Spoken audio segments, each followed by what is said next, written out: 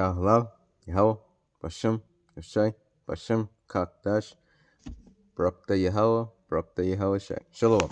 Double on to Elder Jima's great milestone. Shalom. Shalom to the elect of the 12 tribes, which is scattered abroad. Greetings. We call ourselves the hopeful elect, because we don't know who the elect are in these times. Shalom.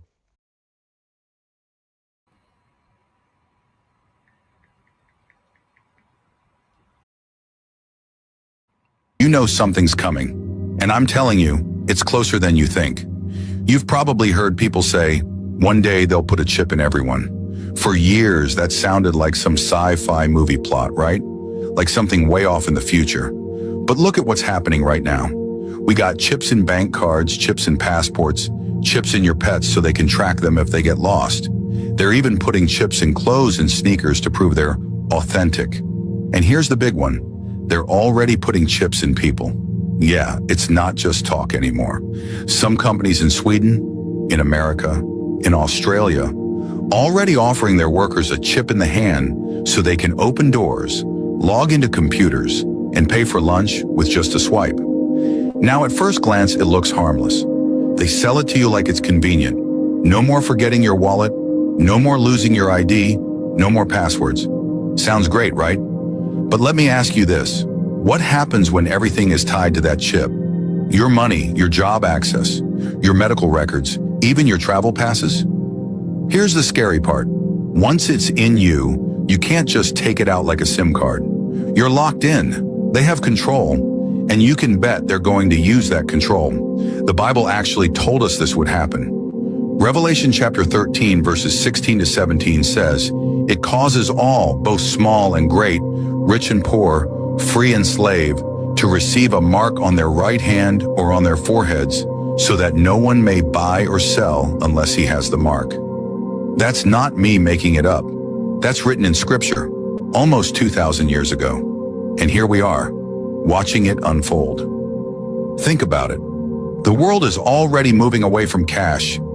Everything's going digital. Your phone's your wallet now. Your car's connected to the internet. Your fridge can order groceries for you. And every one of these conveniences is one step closer to a world where you can't live without being connected to their system. And once they put that system in your body, you won't just log out. You won't just switch providers. If you refuse to follow their rules, they can turn off your access in seconds. No money, no buying food, no traveling, no job. That's the kind of power they'll have. And here's the truth. Most people won't even fight it. They'll line up for it because they'll make it sound good. They'll market it as safety, as progress, as something only few people would refuse. In Matthew 24, verse 24, "For false Christs and false prophets will arise and perform great signs and wonders so as to lead astray, if possible, even the elect." That means even believers, people who love God, could be tricked if they're not paying attention. So how do we not fall for it? Number one, start paying attention to what's going on now. Don't just scroll and say, "Oh, that's interesting," and move on. Every new piece of tech, every new way to pay, or new way to prove your identity, look at it with eyes wide open. Ask yourself, does this give me more control, or does it give them more control over me? Number two, get strong in your faith now. If you wait until the day they roll this out to start building your trust in God, you're already late. Because saying no might cost you everything. And the only thing that will keep you standing in that moment is knowing, deep down, that God will take care of you, even when the system cuts you off. This is not fear talk. This is a warning. The Bible gave us this heads up so we wouldn't be caught sleeping. It's coming, and it's coming fast.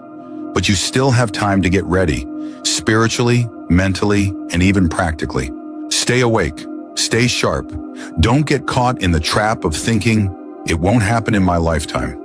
That's what every generation before us thought, until the technology, the laws, and the mindset of the world lined up perfectly, just like they are right now. I'm telling you, when they finally introduce it, many people won't be able to get out.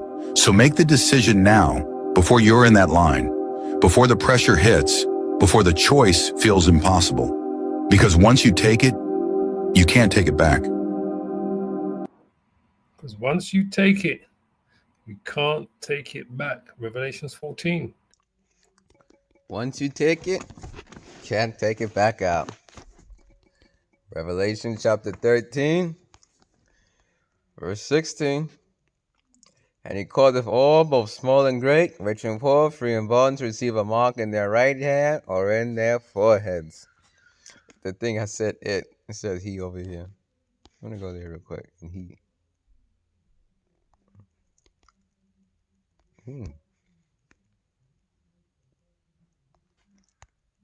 Wow. All right.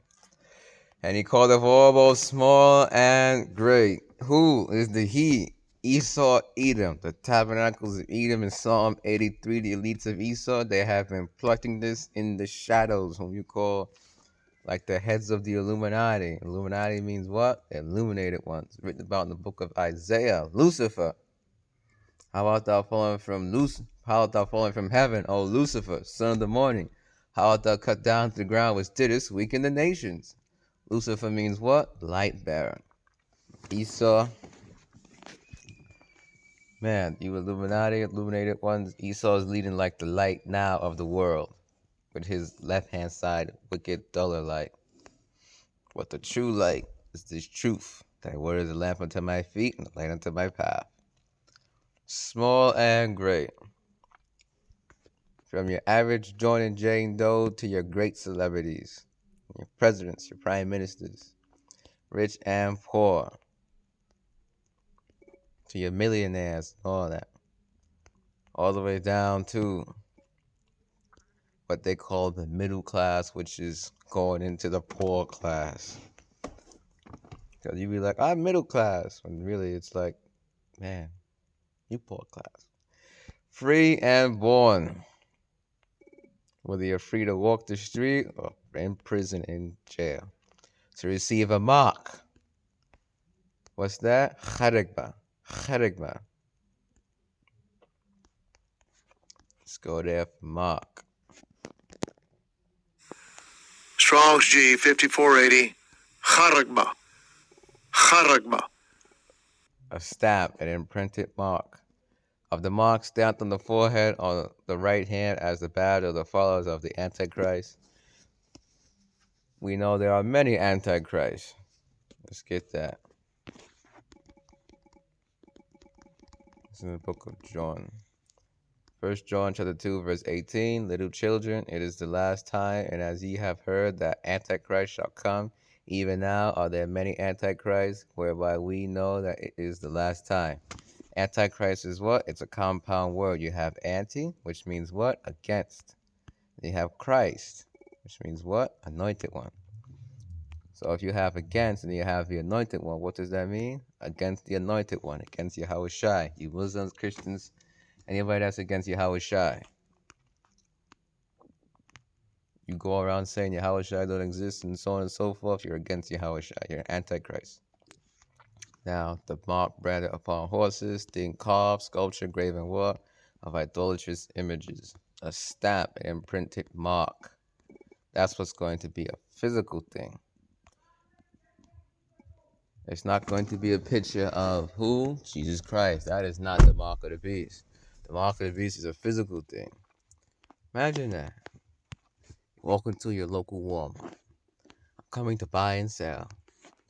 And they ask you, do you have the mark of the beast? And you pull out a picture of this guy and say, yeah. That is bugged out. That means that everybody, the Muslims, they got to give up their Muhammad. No, the mark of the beast is something you used to be buying and selling. You can't use a picture of Jesus Christ to buy and sell. Mark of the beast is going to be like CBDC, which is what? Central bank digital currency. It's going to be money digitally. And you can use that to buy and sell. Because the mark of the beast can store information and be used to buy and sell, as in Sweden is the example. The mark of the beast, M0TB, can store information ranging from a simple unique identifier to more complex data like product details or transaction history, buying and selling. Now, these phones have these things inside of them, but it's not in your hand.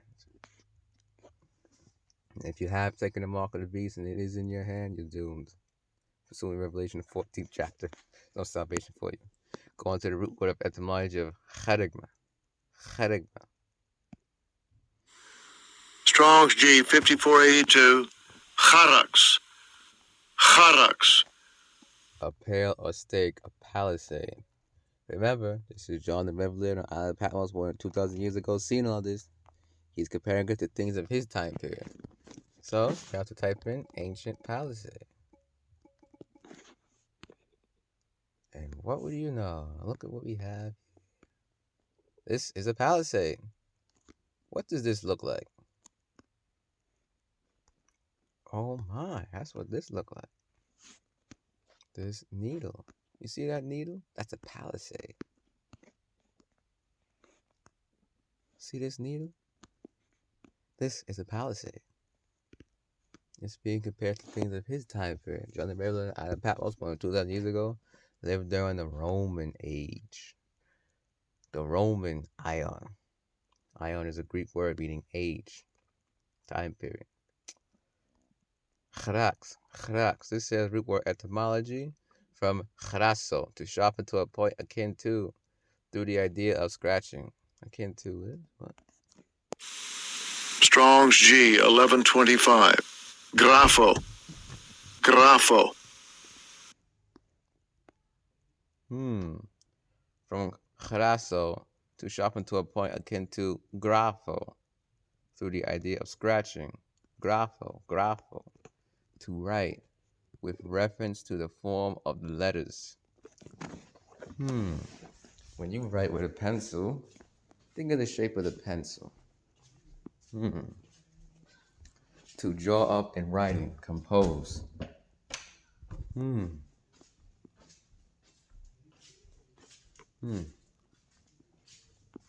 To delineate or form letters on a tablet, parchment, paper, other material. Delineate. Describe or portray something precisely. So when you draw, you're doing that. Look at this here. When you draw on something, it even looks like that. My goodness.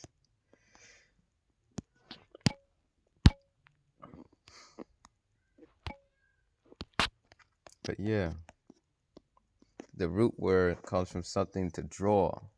And when you draw with a pencil, it has a tip, a sharp piece, and it draws in. Make it even clearer. John the Revelator, you see in the Isle of Patmos more than 2,000 years ago. He's comparing it to a palisade. The needle used for the M0TB. Now you see what it is. And that no man might buy or sell. Verse 17, save he that had the mark or the name of the beast or the number of his name, put into the M0TB, can be used for buying or selling. Verse 18, here is wisdom. Let him that hath understanding count the number of the beast, for it is the number of a man. His number is 603 603 is what in the Greek? Chai ksai stigma. Chai ksai stigma. Strong's G 5516. Chai, Xi, stigma.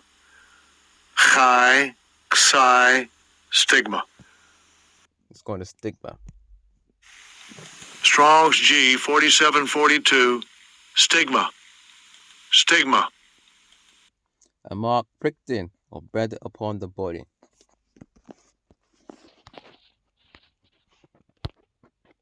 Yeah, you're pricking somebody with this. To ancient Oriental usage, slaves and soldiers bore the name or the stamp of their master or commander branded or pricked, cut. Does this not cut? Prick. Into their bodies to indicate what master or general they belong to. It's going to be known. Your master general is Esau Edom, so-called white man, going up to the Rothschilds, Rockefellers, Oppenheimers, the elite banking families that rule the world secretly. the counsel of the wicked, the secret counsel of the wicked, as the scriptures speak about. They seek deep to hide their thoughts and all that. And they go on saying, who seeth me? Let's get that. Woe to them that seek deep. Isaiah chapter 29, verse 15. Woe unto them that seek deep to hide their counsel from Yahweh, Yahweh Ba'ashem Yahushai. And their works are in the dark, and they say, who seeth us and who knoweth us? That's going into the Rothschilds, the Rockefellers, the Oppenheimers. Yahweh Ba'ashem Yahushai is casting what? The light of this truth upon them. Now they can no longer hide.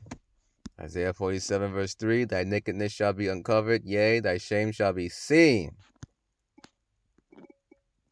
I will take vengeance, and I will not meet thee as a man. Yahushua is going to come back, take vengeance, and come back in celestial powers and all that as an angelic force. He's not coming back as a human mortal man. He's coming back as an angel, angelic force that no one can reckon with. All right. Thy nakedness shall be uncovered, yea, thy shame shall be seen. Esau, you are being exposed by who? The men of Yahweh Ba'ashem Yahushai, the true prophets teaching and preaching the names of Yahweh Ba'ashem Yahushai. You know, you go on with the elder apostles hard on down, being exposed into their bodies to indicate what master or general they belong to, and there were even some devotees who stamped themselves in this way with the token of their gods. Doth not Esau have a god complex? This is Ezekiel, I think it's 28. See? It is 28. Verse 1, the word of Yahweh came again unto me, saying, Son of man, say unto the prince of Tyrese, thus saith the Lord Yahweh, because thine heart is lifted up, and thou hast said, I am a God. I sit in the seat of God, in the midst of the seas. Yet thou art a man and not God, though thou set thine heart as the heart of God. Esau has what? A God complex. Let's type that in. Define God complex. Is an unshakable belief that one is superior, infallible, characterized by inflated feelings of personal ability, privilege, and a lack of accountability.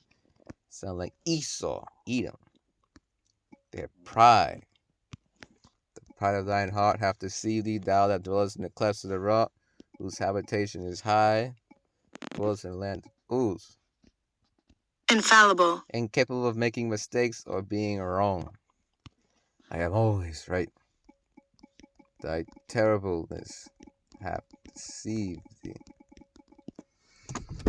This is Jeremiah chapter 49, verse 16. Thy terribleness hath deceived thee, and the pride of thine heart is the mind, goes back to the Hebrew, love. And the pride of thy mind, O thou that dwellest in the clefts of the rock, that holdest the height of the hill, though thou shouldest make thy nest as high as the eagle, I will bring thee down from thence, saith Yahweh, Yahweh Ba'ashem Yahushai. Esau got his skyscrapers high like the eagle, and also going into his space stations high in the stars.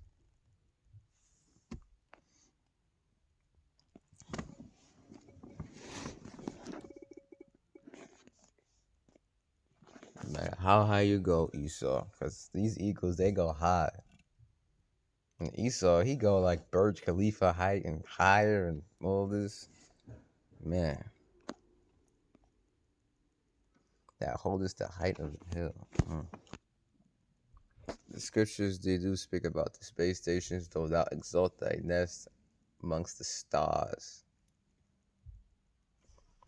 So yeah, this man got a God complex, went through Revelation 13, 16, brought out some precepts.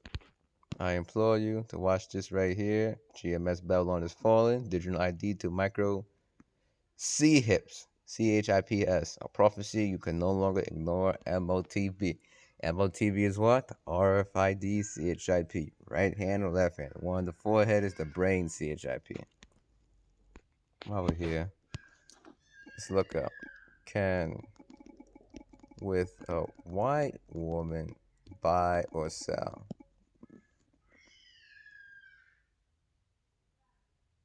Nah, that's not what I'm looking for. Be used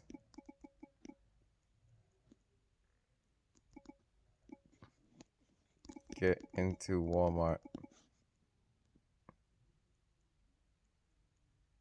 See? Sleeping, sexual relations have absolutely no bearing on employment at Walmart. Now let's just change employing for buying. You can't do nothing to buy. All right? So sleeping with the white woman is not the M0TB. Can hegemony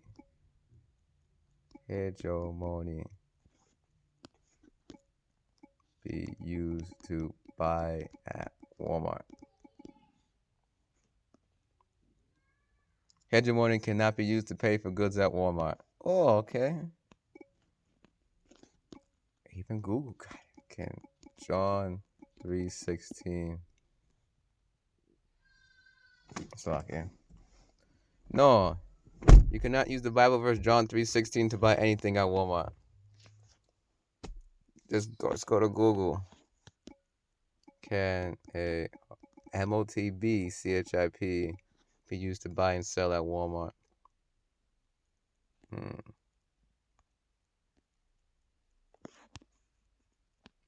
Wait.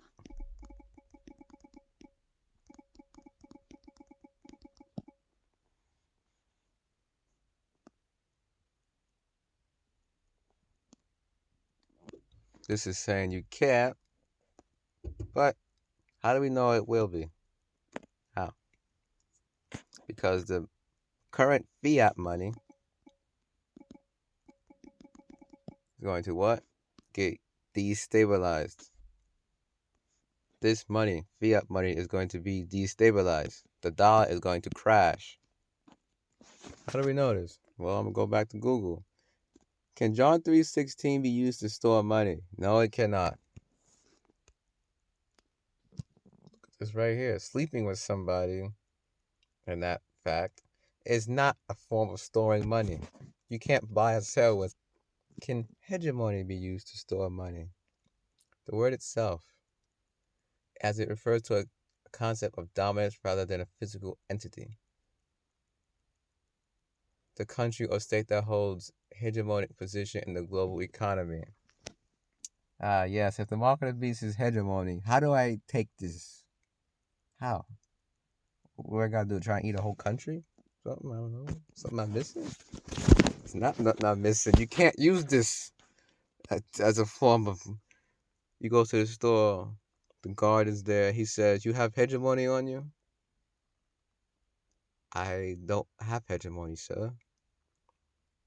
A lot of people in America probably don't even know what hegemony means. Sweden, M0TB for buying. People in Sweden are using M0TBs to unlock doors, buy tickets. Buy. We have a winner. M0TB is what? RFID, CHIP, right hand or left hand. Taking your left hand, still be destroyed. Taking in your right hand, be destroyed. The brain, CHIP, is the M0TB.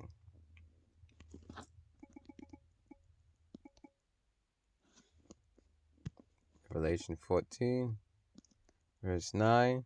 And the third angel followed them, saying with a loud voice, if any man worship the beast in his image and receive his mark in his forehead or in his hand,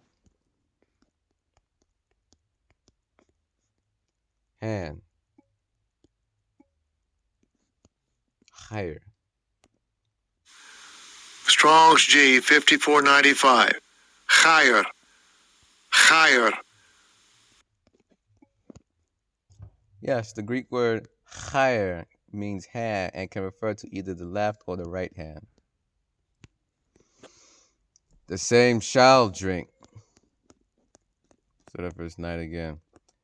And the third angel followed them, saying with a loud voice, if any man worship the beast and his image and receive his mark in his forehead or in his hand, the same shall drink of the wine of the wrath of Yahweh, which is poured out without mixture. It's not diluted with mixture.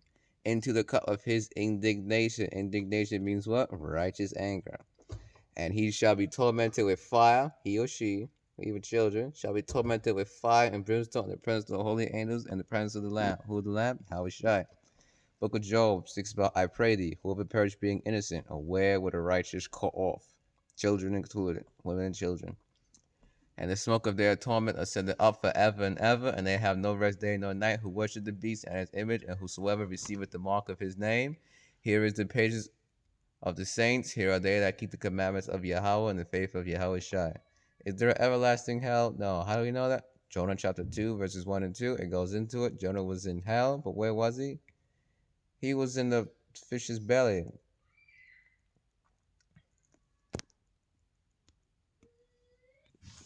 Ratification's sake. Let me go there real quick. Get word for word. Yeah, belly of hell. That was that. Jonah chapter 2, verse 1. Then Jonah prayed unto Yahweh his God, his power out of the fish's belly, and said, I cried by reason of mine affliction unto Yahweh, and he heard me. Out of the belly of hell cried I, and thou heardest my voice. So Jonah was in the belly of hell. Where was he? He was in the fish's belly. He was not in everlasting hell and torments. This is going to the book of Psalm 18, snares of death. Because death, go to New Testament, it's going to lead you to the Greek word Hades, which leads you back to the Hebrew word Sheol. Hell is the grave or a condition. So it was the grave, death, and grave. It means the grave or a condition. It's a condition in Jonah chapter 2.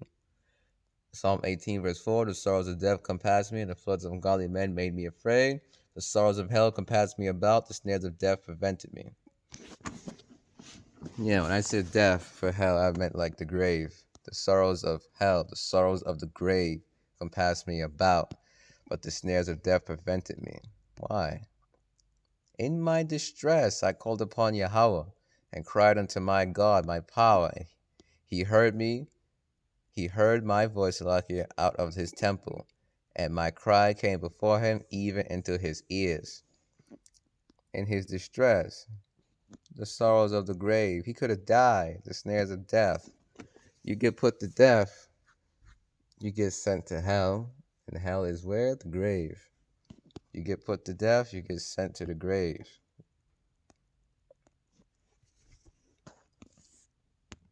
So if you say, I'm coming with the powers of hell, you're threatening to put somebody to death. You're threatening to send them to the grave. So you see how death and hell similar. And on that note, Shalom.